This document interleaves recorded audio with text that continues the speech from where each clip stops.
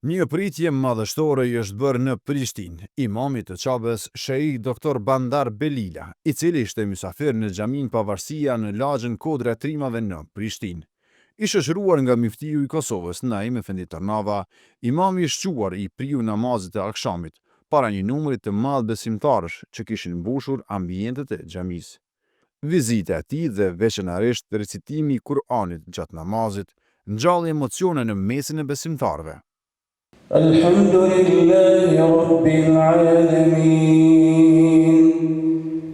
Ar-Rahmanir Rahim.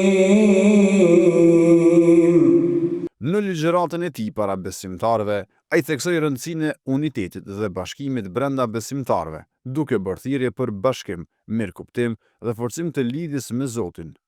Wa salafuhum wahid wa masiruhum wahid.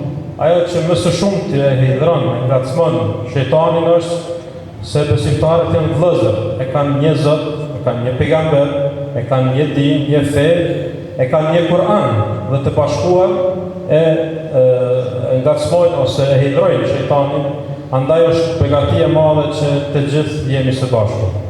Vet imami i xhamisë Nexhmi Hoxha shprehu gëzimin e tij dhe të besimtarëve për këtë vizitë të imamit të Çabës. Sot kemi nderin, kemi knatësin në xhamati i xhamisë Pavarësia, që kemi të falim akşamit, namazin akşamit mas imamit Çabës, që secili prej nesh e kemi ëndër me shku, me vizituar vend. Kjo është dita e dytë e imamit të Çabës që po qëndron në Kosovë, ku përgjatë këtyre 2 ditëve, imami i Çabës ka vizituar xhami të ndryshme të kryeqytetit, që ka zbukuruar namazin me recitim të bukur të Kur'anit.